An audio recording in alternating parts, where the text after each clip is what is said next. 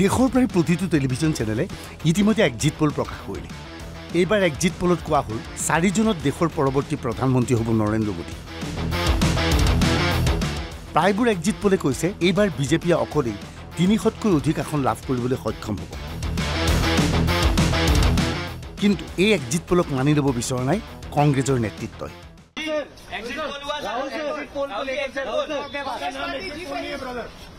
इसका नाम exit poll नहीं है, इसका नाम मोदी मीडिया पोल है। ये मोदी जी का पोल है, फैंटेसी पोल है उनका। सर कितनी सीटें आ रही हैं आपके हिसाब से? सिद्धू मूसेवाला का सॉन्ग सुना आपने? 295। ভূপেন বৰাৰ মতে কংগ্ৰেছে অসমত 7খন আসন পাব। পূৰ্বৰ তুলনাত ভাল ফলাফল দেখুৱাব কংগ্ৰেছে। দিল্লীৰ নেতৃত্বক জনালে ভূপেন বৰাই।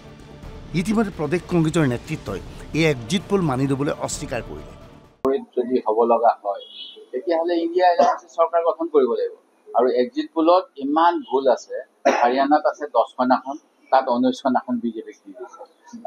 হিমাচল প্ৰদেশত 4খন আসন আছে মুঠতে, তাত 8খন আসন বিজেপিক দি পেলাই তেওঁলোকে বিজেপি দলৰ চৰকাৰখন গঠন কৰিছে এক্সিট পোলসমূহে। আৰু আমি ভাবোঁ যে ৰাইজে তেনেকুৱা কৰা নাই, সেই গতিকে বাস্তৱটো এক্সিট পোলত কেতিয়াও নোলায়, সেই কথা আমি বাৰম্বাৰ দোহাৰিছোঁ। আৰু ৰাইজে এইবাৰ বিজেপিৰ যি অপশাসন তাৰ বিৰুদ্ধে ভোট দিছে। আৰু এয়া অকল অসমৰ ক্ষেত্ৰতে হোৱা নাই, এয়া গোটেই ভাৰতৰ ক্ষেত্ৰত হৈছে। আমি এক্সিট পোল নামানো, আগতে এক্সিট পোল ভুল হৈছিল, ক'লে সভাপতি ভূপেন বৰাই। খাৰ্গে ডাঙৰীয়াই যি পৰিসংখ্যা গোটেই দেশৰ বিৰোধী দলৰ নেতাসকলৰ সৈতে কথা পাতি যিটো পৰিসংখ্যা নিৰ্বাচনী যিটো আশা ব্যক্ত কৰিছে, আমিও আশাবাদী। কাৰণ ইতিমধ্যে আমাৰ CLP লিডাৰে কৈছে তেলেংগানাত আপোনালোকৰ মনত আছে যোৱাবাৰ কোনেও কংগ্ৰেছক মেজৰিটি দিয়া নাছিলে। কৰ্ণাটকত শেষলৈকে আমাক কোনো মেজৰিটি দিয়া নাছিলে, কিন্তু আমি ক্ষমতালৈ আহিছোঁ। সেইকাৰণে এক্সিট পোল কেতিয়াও একজেক্ট পোল হ'ব নোৱাৰে। এই এক্সিট পোলটোৱে বিজেপিৰ বৰ্তমান ভিতৰত যিটো তেওঁলোকৰ থৰক বৰক অৱস্থা আৰু মানুহৰ যিটো বিজেপিৰ প্ৰতি অনীহা আৰু অনাস্থা, তাক কাউণ্টিঙৰ দিনাখন হেঁচি ৰাখিবৰ কাৰণে যিটো ষড়যন্ত্ৰ, আজি আমাৰ জিলা সভাপতি মনজিৰ গগৈ ডাঙৰীয়া আৰু আমাৰ সাধাৰণ সম্পাদক বিপুল গগৈ ডাঙৰীয়াকো আমি কথা পাতিছোঁ। ইয়াৰ যিটো পৰিৱেশ আৰু পৰিস্থিতি যোৰহাটৰ, এইটো অত্যন্ত কংগ্ৰেছ দলৰ সপক্ষে এটা যে গণমত, নিৰ্বাচনী মতটো দিছেই, এটা গণমত আছিলে। এইটো আমাৰ তৃণমূল পৰ্যায়ৰ block, mandal, booth, counting agent, polling agent, জিলা কমিটি, APCC অবজাৰ্ভাৰ সকলোৱে একেমতে স্বীকাৰ কৰিছে। গতিকে যোৰহাটৰ ৰিজাল্টটোৱে এতিয়া বিজেপিয়ে জোৰ জবস্তি বেলেগ এটা ৰিজাল্ট দিব বিচাৰে টেলিভিছনৰ পৰ্দাত। ৰাহুল গান্ধীৰ সুৰত মন্তব্য আগবঢ়ালে ৰাজ্যসভাৰ সাংসদ অজিত কুমাৰ ভূঞাই। এক্সিট পোলে বিজেপিক 300ৰ অধিক আসন দিছে, এয়া অসম্ভৱ বুলি মত পোষণ কৰে ৰাজ্যসভাৰ সাংসদজনে। এই যে বনাইছে এইটো, আৰু এজন চেফলজিষ্ট বুলি দাবী কৰা, ৰাজনৈতিক বিশ্লেষক বুলি দাবী কৰা ব্যক্তিয়ে শেহতীয়াকৈ কি ভূমিকা পালন কৰিছে, কিমান নিৰ্লজ্জ ভূমিকা পালন কৰিছে। আৰু সেইদিনাখনৰ এক্সিট পোলৰ দিনা তেওঁৰ ভূমিকাৰ কথাও ইতিমধ্যে চৰ্চিত হৈছে। তেওঁ কেৱল টকা পইচাৰ কথা লেনদেন, আৰু তেওঁৱেই গোটেই পেজবিলাকৰ মাজত সমন্বয় ৰক্ষা কৰি চলিছে। এক্সিছ মাই ইণ্ডিয়াৰ সমীক্ষা মতে বিজেপিয়ে 300ৰ অধিক আসন পাব। বিভিন্ন সময়ত এক্সিছৰ সমীক্ষা শুদ্ধ প্ৰমাণিত হৈছে। এক্সিছৰ পৰিচালন সঞ্চালকে কি কয়?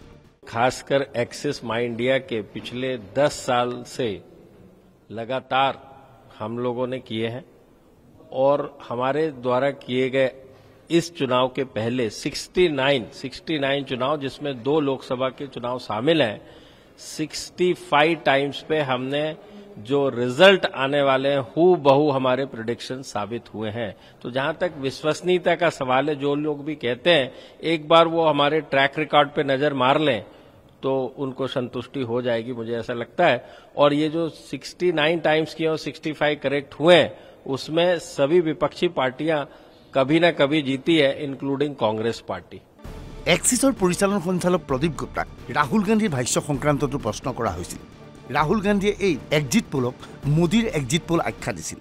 राहुल गांधी जी की सोच, समझ, और वो ये कहते हैं कि एक्सेस माई इंडिया, आज तक इंडिया टुडे ग्रुप का जो एग्जिट पोल है वो मोदी पोल है और इसमें उनको खुशी मिलती है, तो उससे भी ज्यादा संतुष्टि मुझे ऐसी मिलती है, क्योंकि 2 दिन कल, आज हम 3 तारीख में हैं और 4 तारीख यानी कि कल परिणाम आ जाएंगे और राहुल गांधी को भी मेरे ख्याल से अच्छी खासी खुशी की अनुभूति होगी ये जान के कि एक्सेस माई इंडिया, इंडिया टुडे का एग्जिट पोल एक बार फिर सही साबित हुआ।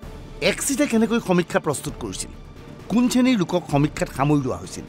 बड़ा सिंपल है, जो इसकी मेथोडोलॉजी होती है, जो इसकी प्रोसेस प्रक्रिया होती है एग्जिट पोल करने की, खासकर हमारी एक्सेस माई इंडिया की जो है, लोकसभा की सभी 543 सीटों पे 3609 असेंबली सेगमेंट्स जिसको कहते हैं इन लोकसभा के अंदर, और असेंबली सेगमेंट्स में 22,600 से ज्यादा गांव और लोकेशंस पे जाके हम पोस्ट पोल स्टडीज को कहते हैं, चुनाव के जो 1 से 6 फेस हो गए उसके बाद ये जानने की कोशिश करते हैं कि आपने किसको वोट किया, क्यों वोट किया, आप क्या चाहते हैं अगली सरकार से। ये सिर्फ इतना नहीं है कि कौन जीतेगा और कौन हारेगा और आपने किसको वोट किया, पहले तो हम उनकी समस्याओं को जानने की कोशिश करते हैं, उसके बाद ये पूछते हैं यदि आपकी ये समस्या, ये विषय है, इश्यूज है, तो आप किसको उपयुक्त पाते हैं इनका समाधान करने में,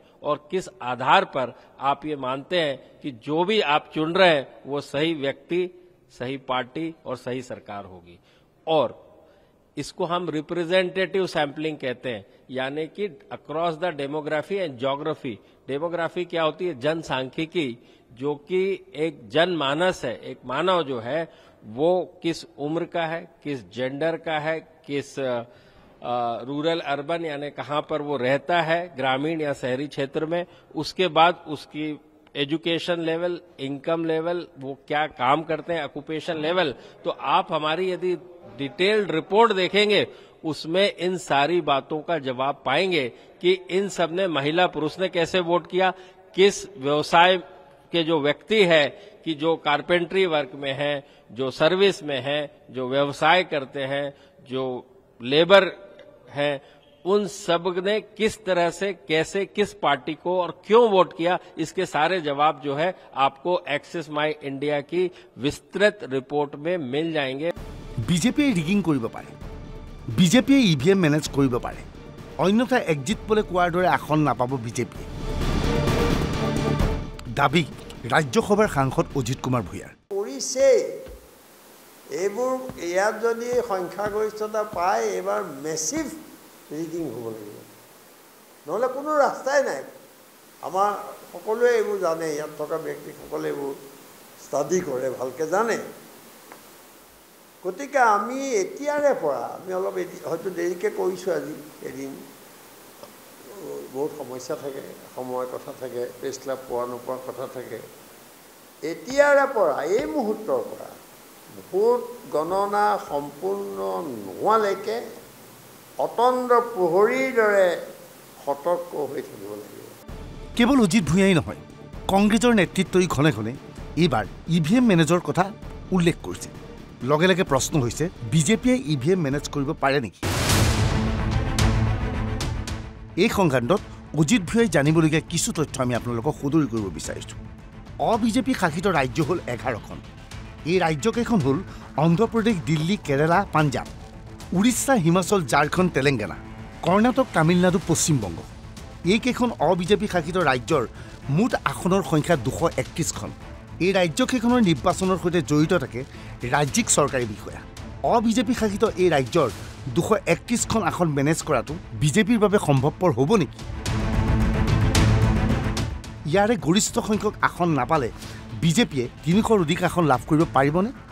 স্বাভাৱিকতে বিজেপিয়ে অবিজেপি শাসিত এই ৰাজ্যকেইখনত অধিক আসন লাভ কৰিব লাগিব, আৰু অবিজেপি শাসিত ৰাজ্যত বিজেপিয়ে ইভিএম মেনেজ কৰাটো সম্ভৱপৰ নহ'ব। গতিকে স্বাভাৱিকতেই ইভিএমক দোষাৰোপ দি বিৰোধীয়ে মূল বিষয়বস্তুৰ পৰা আঁতৰি আহিবলৈ ৰণকৌশল এতিয়াই প্ৰস্তুত কৰিছে।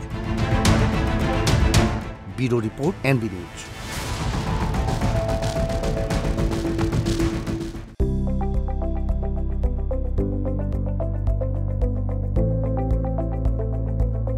NB নিউজ, সহজ সৰল ভাষাত নৱভাৰতৰ কথা।